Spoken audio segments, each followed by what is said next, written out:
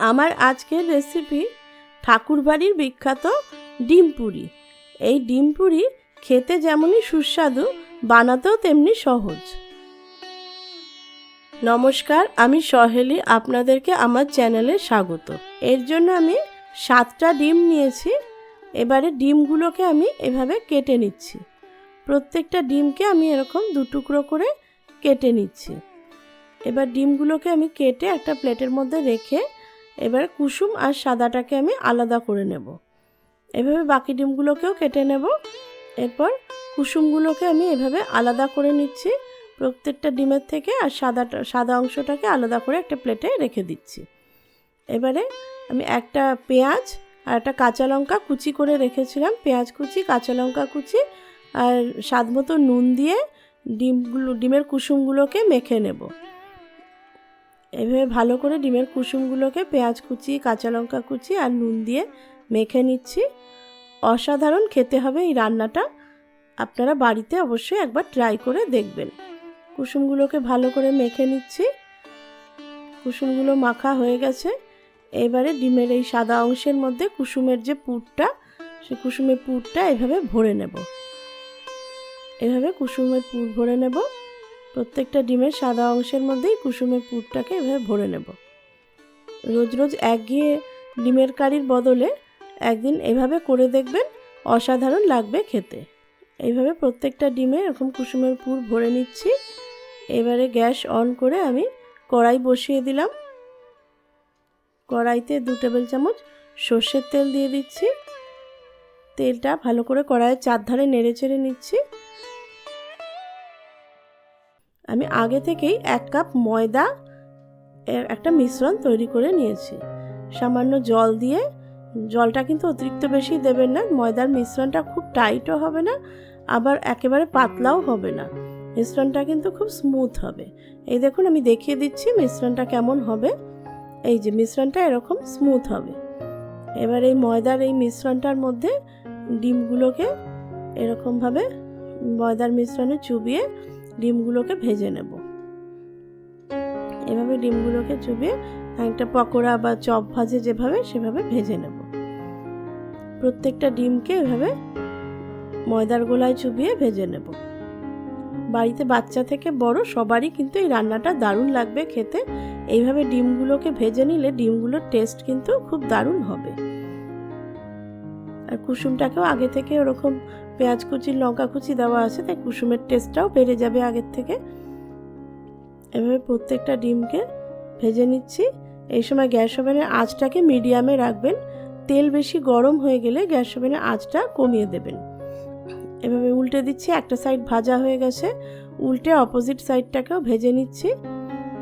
দুটো সাইড এরকম উল্টে পাল্টে ভেজে নিতে হবে। মোটামুটি 5 মিনিট লাগবে ভাজতে। গ্যাস ওভেনের আঁচটাকে মিডিয়ামে রেখে ভাজবেন, আর ভাজা হয়ে গেলে পরে গ্যাস ওভেনের আঁচটাকে বাড়িয়ে দিতে পারেন। প্রথমে কিন্তু মিডিয়াম আঁচে রেখে ভাজবেন, তাহলে ভাজাটা ভালো হবে। অতিরিক্ত তাড়াতাড়ি ভাজলে কিন্তু ভাজাটা ভালো হবে না। এইভাবে বাকি ডিমগুলোকেও ভেজে নেব।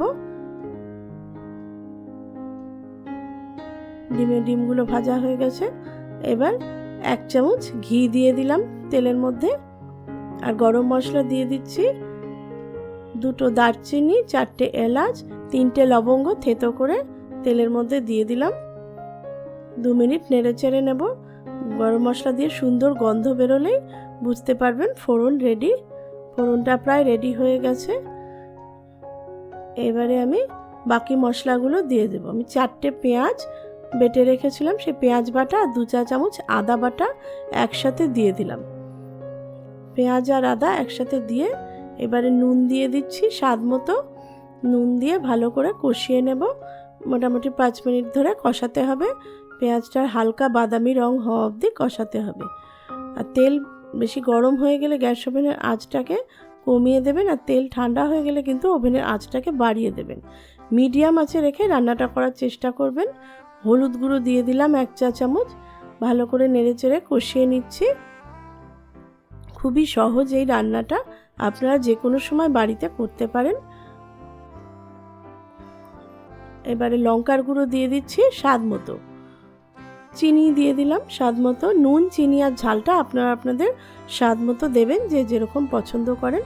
মশলাগুলো দেওয়ার পরে আরও 5 মিনিট কষিয়ে নেব।